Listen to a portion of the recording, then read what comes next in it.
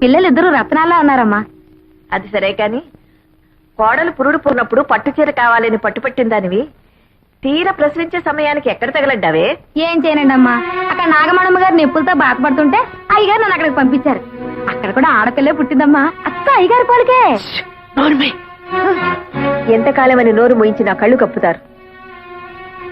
ఏమి అచ్చం అయ్యగారి పోలికలతో పుట్టిన ఆ పిల్లెవరు, దాని తల్లెవరు? అది అది నేను ఇక్కడ నొప్పులు పడుతున్నానని తెలుసు కూడా నిన్ను అక్కడ పంపించారంటే ఆయన గారికి అంత ముఖ్యమైన మనిషి అది? చెప్పవే. తెలీదమ్మా. తెలీదు? తెలీదు. అబ్బా, నన్నెందుకమ్మా కొడతారు? మీరు బాగానే ఉంటారు. అత్త మీద కోపం దొత్త మీద చూపించారని ఏమన్నా అంటే మా మీద విరుచుకు పడతారు. మీ పెళ్లి కాక ముందు నుంచి అయ్యగారికి నాగమణమ్మ గారికి సంబంధం ఉంది.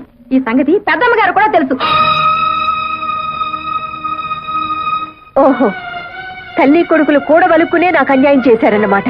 అంత మాట అనకమ్మా. కేవలం ఆవిడతో పరిచయం అనుకున్నాను కానీ ఇంతవరకు వస్తుందని ఊహించలేదు.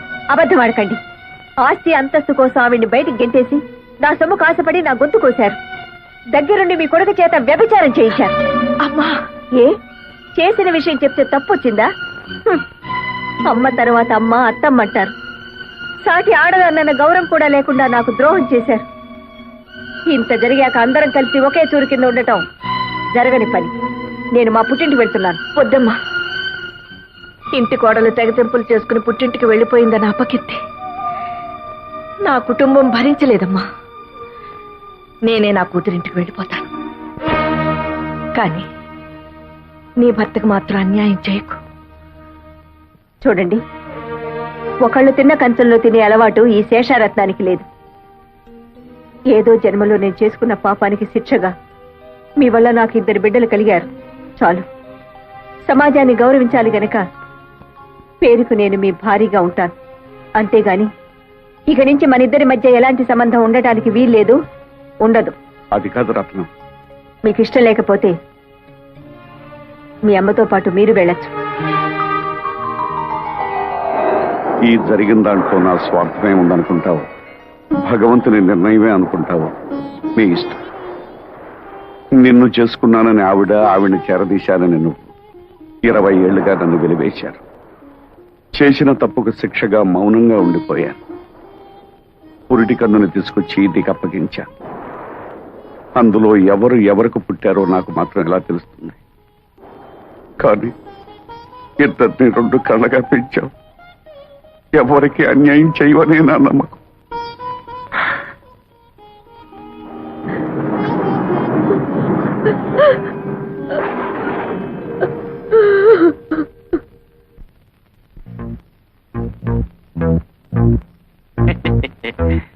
ఆహా, మాట మీద నిలబడే మనుషులంటే నాకు చాలా గౌరవం అండి. ఏదంటే డబ్బు సంచి ఏదండి? గురుగారు, నేను కూడా మాట మీద నిలబడే మనిషినేనండి. ఇన్నేళ్ళ నుంచి ఈ గుండెలో దాచుకున్న ఆ ఎత్తరే ఫోటోను చూశారండి, దాన్ని కత్తిరి పెట్టి కట్ చేస్తానండి. ఏదంటే డబ్బు సంచి ఏది? చెప్పుకోరా, నీ ఇష్టం వచ్చిన వాళ్ళతో చెప్పుకోరా, ఊరంతా టమ్కేసి చెప్పుకోరా. ఈ విషయం ఎవరికైతే తెలియకూడదో వాళ్ళకి తెలిసిపోయిందిరా. ఇంకా నువ్వేంట్రా నన్ను చేసేది? నీ ఇష్టం వచ్చిన వాళ్ళతో చెప్పుకోరా. మరి నా 5 లక్షలా? 5 లక్షలు కాదు కదా, మళ్ళీ ఈ ఊళ్ళో అడుగు పెడితే ఉప్పు పాత్ర ఇస్తాను రా.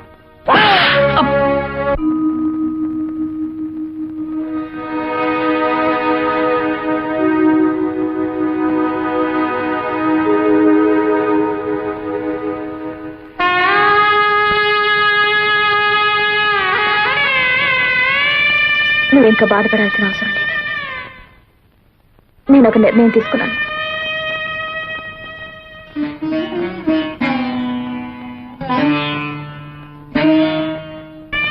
ఈ ఇంట్లోంచి వెళ్ళిపోదాం అనుకుంటున్నాను. అవునమ్మా, నేను నీ రక్తం పంచు పుట్టిన బిడ్డను కాను. ఎందుకంటే బావుని పెళ్లి చేసుకుంటాను, ఆశీర్వదించమని నాయనమ్మని అడిగితే నన్ను ఆశీర్వదించలేదు. నేను పరాయిదాన్ని కాబట్టే కదా.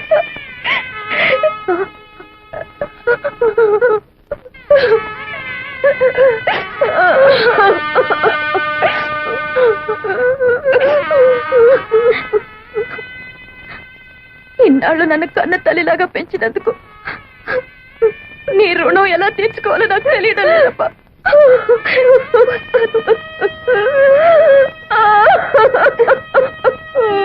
శోభ,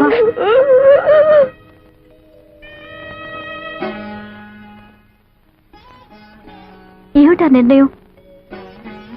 నాయనమ్మ నిన్ను ఆశీర్వదించకపోవడానికి కారణం బావ గురించి నీకన్నా ముందు నేను చెప్పాను. అందుకే అమ్మకు జరిగిన అన్యాయమే మనకు కూడా జరగకూడదన్న అయోమయంలో నిన్ను ఆశీర్వదించలేదమ్మా. అంత మాత్రం చేత నువ్వు కూతురు కాదనుకుంటే నేను కాకపోయి ఉండొచ్చుగా.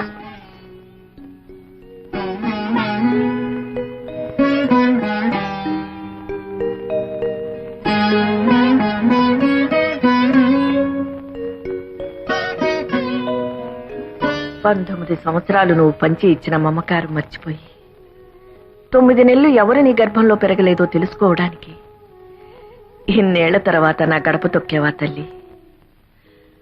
అయినా పసిగుడ్డుగా ఉన్నప్పుడే నీ పక్కలో ఒక పిల్లని పడుకోబెట్టాను. వాళ్ళల్లో ఎవరు నాకు మాత్రం ఏం తెలుసు?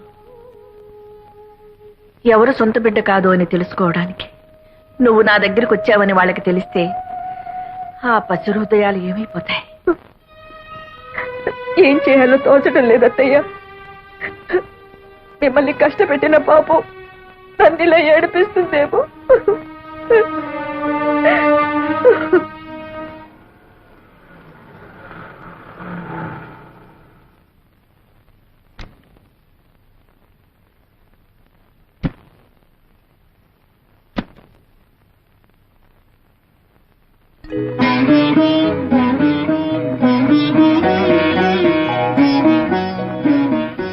లోపలికి రావచ్చా?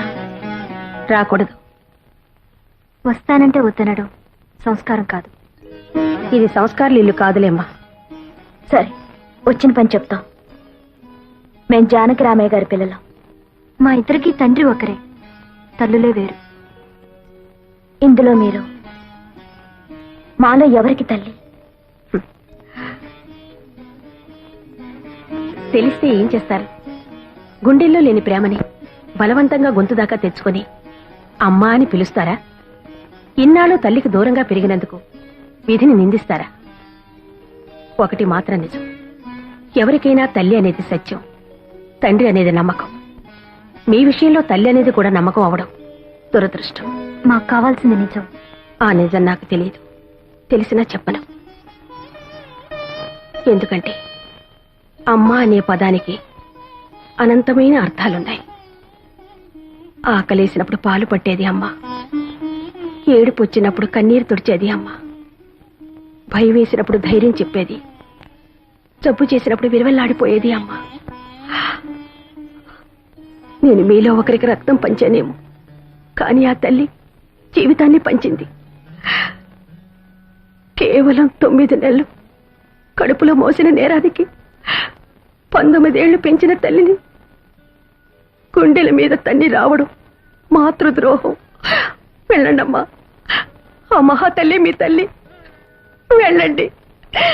నాకు అదృష్టం లేదు.